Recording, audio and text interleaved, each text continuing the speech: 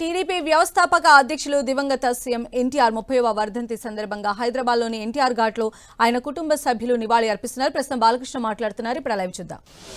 ఒక మహత్తర జన్మను పొందాడు. అలాగే ఆయన ఎవరికి ఆయనకు సాటి కానీ పోటీ కానీ రాలేని విధంగా ఎవరికి దక్కని ఒక మహత్తరమైన జన్మను ఆయన పొందాడు. సో అందుకే ఆయనకి చావు లేదు. ఆయన ఒక నిరంతరం వెలిగే ఒక మహోత్తమ మహనీయ భగవద్గీత లాంటి జన్మ నందమూరి తారక రామారావు గారు. ఈ సందర్భంగా మళ్ళీ ఒకసారి ఆయన ఒక కొడుకుగా బిడ్డలుగా పుట్టడం మా అందరి పూర్వజన్మ సుకృతం అయితే, మరి మేము మా కుటుంబమే కాదు, ఇవాళ ఇంత పెద్ద కుటుంబం తెలుగుదేశం అన్నది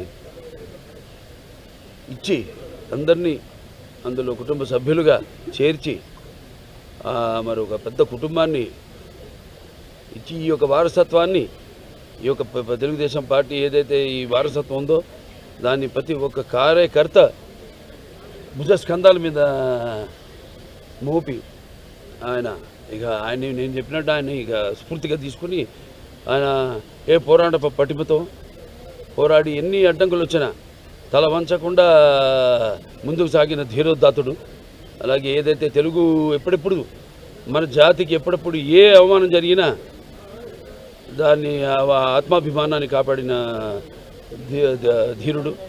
అలాగే తెలుగు వెలుగును ప్రపంచం నలుమూలలు ప్రసరింపజేసిన మహానుభావుడు. ఆయన్ని స్ఫూర్తిగా తీసుకుని అందరం మనం ముందుకు వెళ్ళాలని మనస్ఫూర్తిగా కోరుకుంటూ ఆయనకి ఈ సందర్భంగా ఘన నివాళులు అర్పించుకుంటున్నాను.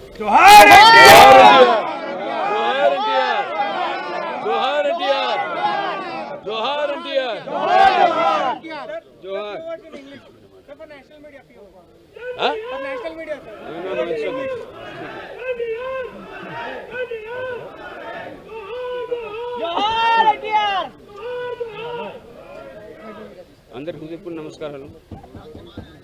చెయ్యెత్తి చేయకొట్టు తెలుగోడ గతమంది ఘనకీర్తి కనవోడ అని మన తెలుగు జాతి ఔన్నత్యాన్ని ప్రపంచ నలుమూల వ్యాపింప చేసిన మన తెలుగు తేజం, మన తెలుగు పౌరుషం, మన తెలుగు గుండె చప్పుడు మన నాన్నగారు విశ్వవిఖ్యాత నట సార్వభౌముడు పద్మశ్రీ నటరత్న కళ ప్రపూర్ణ డాక్టర్ నందమూరి తారక రామారావు గారి 30వ వర్ధంతి నేడు. కుటుంబ సభ్యులందరూ కానివ్వండి, వారి ఆశీస్ తీసుకోవడానికి వచ్చాం. కుటుంబ సభ్యులే కాదు, వారి అభిమానులు, కుటుంబ శ్రేయోభిలాషులు, నందమూరి వంశ అభిమానులు అందరూ వచ్చారు వారి ఆశీస్ తీసుకోవడానికి. మరి వారి గురించి పేదవాడి ఆకలిని గుర్తించిన మహనీయుడు ఎన్టీ రామారావు గారు. పేదవాడికి ఏం కావాలో ఆలోచన చేసిన వాడు ఎన్టీ రామారావు గారు.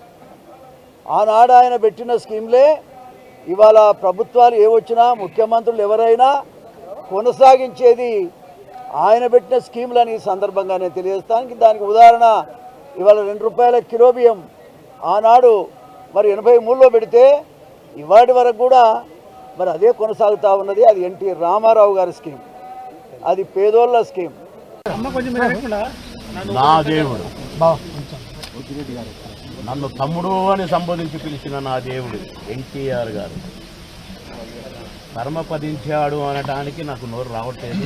అసలు రావటానికి వీల్లేదు. ఎందుకంటే భూమి ఉన్నంత వరకు నా దేవుడు బతికే ఉంటాడు. శకపురుషుడు.